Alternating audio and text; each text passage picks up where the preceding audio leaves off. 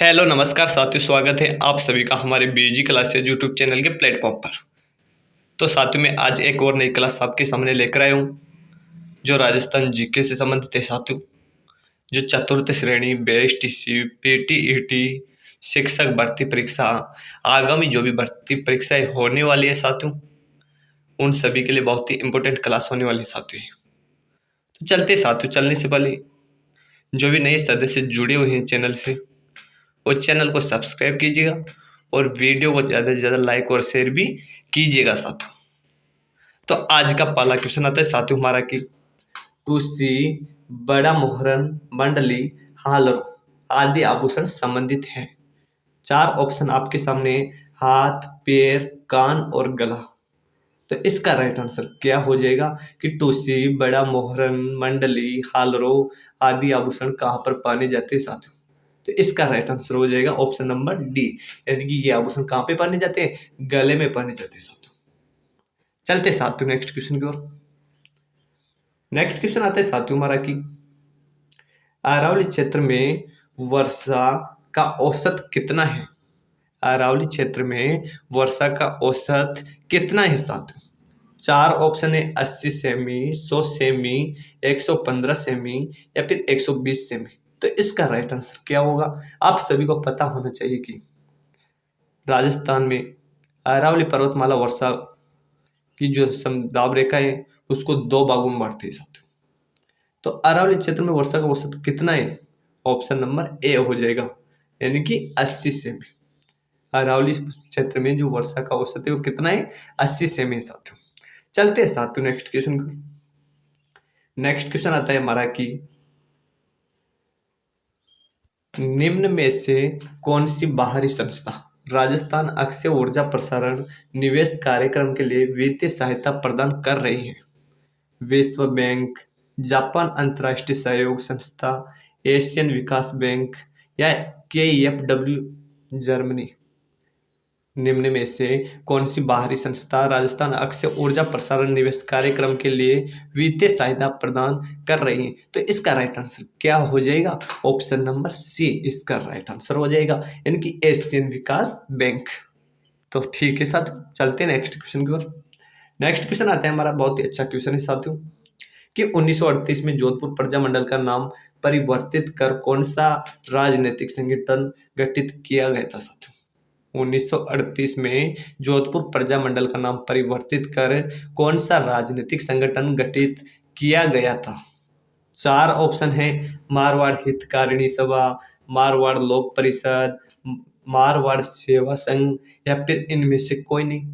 तो इसका right answer क्या हो जाएगा, ऑप्शन नंबर बी हो जाएगा, यानी कि मारवाड़ लोक परिषद हो जाएगा साथियों। ठीक है साथियों, चलते हैं नेक्स्ट क्वेश्चन की ओर। नेक्स्ट क्वेश्चन आता है साथियों हमारा कि किसके शासनकाल में सबसे अधिक मंगोल आक्रमण हुए। बलबन के, अलाउद्दीन खिलजी, मोहम्मद बिन तुगलक या फिर फिरोज तुगलक।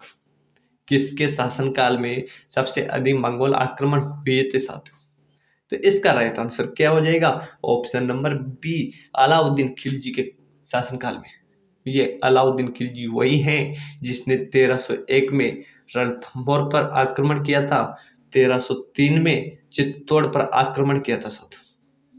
1301 में भी रणथंभौर में भी जौहर हुआ था, जो राजस्थान का प्रथम जौहर था, और 1303 चित्तौड़ में भी जौहर हुआ था जहां रानी पद्मिनी ने जौहर किया था साथियों। तो ठीक है, चलते साथियों नेक्स्ट क्वेश्चन की ओर। नेक्स्ट क्वेश्चन आता है साथियों हमारा कि राजस्थान में हस्तशिल्प उद्योग किस उद्योग वर्ग के अंतर्गत आता है साथियों। कुटीर उद्योग, अति लघु उद्योग, वृहत उद्योग या फिर लघु उद्योग। तो इसका राइट आंसर बताइएगा साथियों, कमेंट कीजिएगा कि राजस्थान में हस्तशिल्प उद्योग किस उद्योग के अंतर्गत आता है। तो इसका राइट आंसर क्या हो जाएगा, सीधी सी बात है, ऑप्शन ए इसका राइट आंसर हो जाएगा, यानी कि कुटीर उद्योग के अंतर्गत आते हैं साथियों। चलते साथियों नेक्स्ट क्वेश्चन को। नेक्स्ट क्वेश्चन आता है साथियों हमारा कि राज्य के किस संभाग में जिलों की संख्या सर्वाधिक है। जयपुर, जोधपुर, भरतपुर या फिर बीकानेर। जयपुर, जोधपुर, भरतपुर या फिर बीकानेर। तो इसका राइट आंसर क्या हो जाएगा? ऑप्शन नंबर बी इसका राइट आंसर हो जाएगा, यानी कि जोधपुर संभाग में जिलों की संख्या सर्वाधिक है साथियों। चलते साथियों नेक्स्ट क्वेश्चन की ओर। नेक्स्ट क्वेश्चन आता है हमारा कि बहुत ही अच्छा क्वेश्चन है साथियों की, डिगी नामक स्थान पर वैशाख की पूर्णिमा व श्रावण की अमावस्या को विशाल डिगी मेला, कल्याण जी का मेला लगता है। तो डिगी किस जिले में स्थित है साथियों? अलवर, टोंक, भरतपुर या फिर सीकर।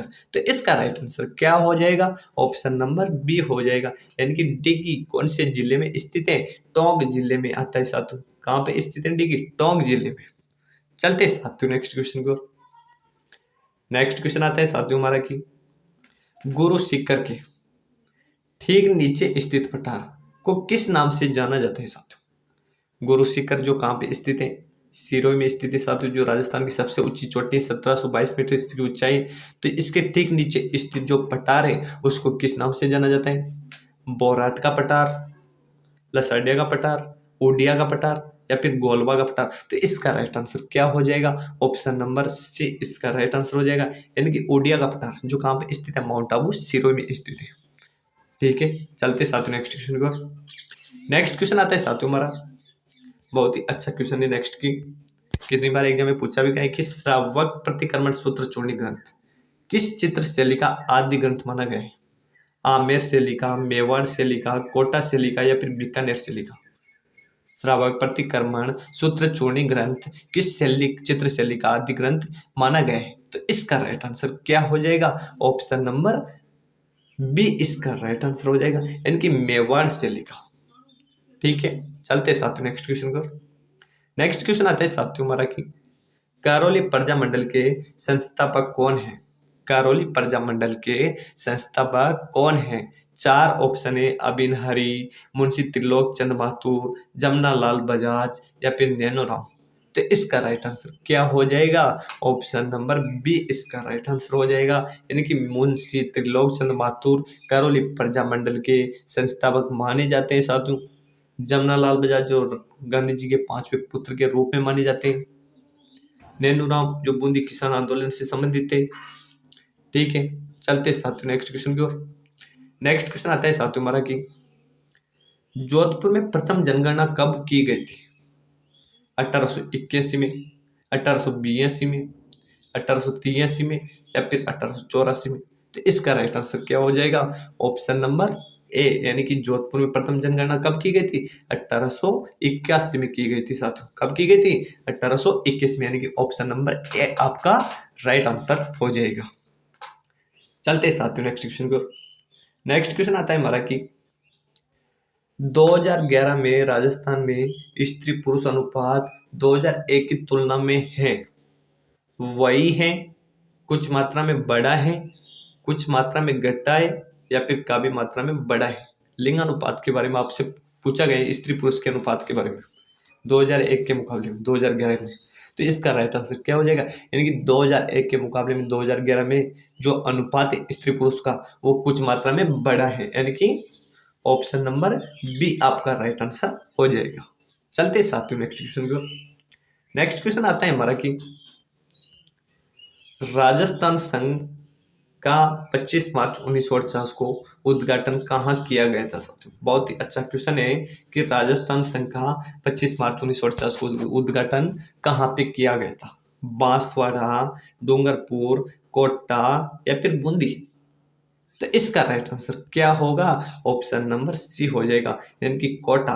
राजस्थान संघ का जो द्वितीय चरण था राजस्थान का, दूसरा चरण था राजस्थान का, जिसका गठन कब हुआ था? 25 मार्च 1948 को हुआ था। इनका उद्घाटन कहाँ पे किया गया था? कोटा में किया गया था साथियों।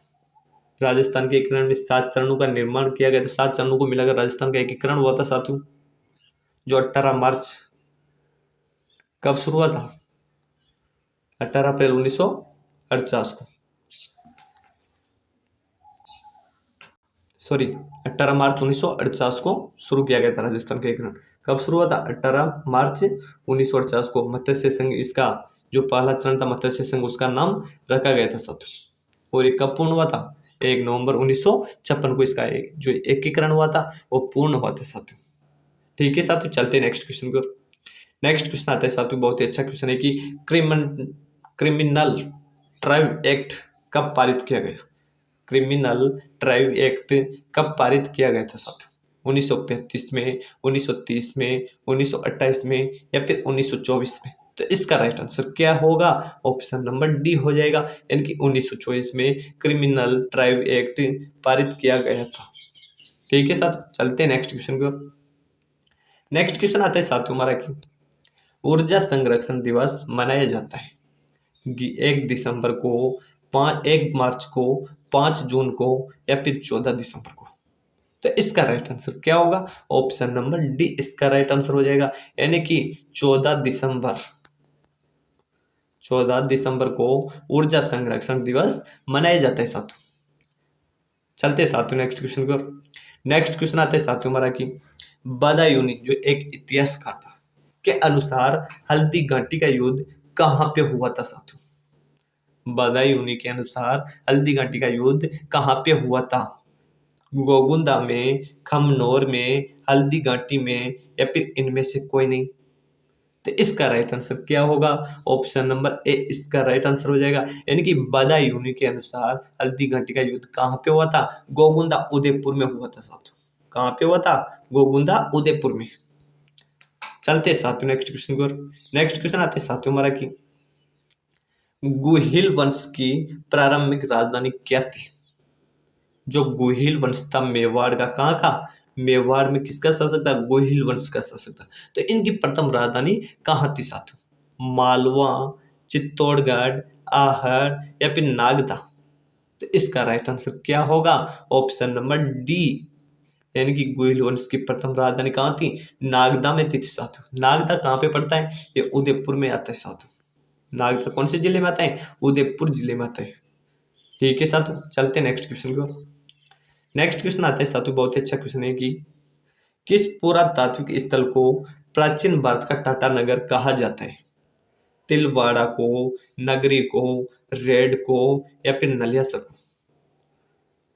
किस पुरातात्विक स्थल को प्राचीन भारत का टाटा नगर कहा जाता है? तो इसका राइट आंसर क्या हो जाएगा? ऑप्शन नंबर सी, यानी कि रेड टोंक को प्राचीन भारत का टाटा नगर कहा जाता है। सीधी सी बात है साथियों, रेड टोंक प्राचीन भारत का टाटा नगर है। ठीक है साथियों, चलते नेक्स्ट क्वेश्चन की ओर। नेक्स्ट क्वेश्चन आता है साथियों हमारा, बहुत ही अच्छा क्वेश्चन है कि हाला जालारी कुंडलिया की रचना किसने की थी?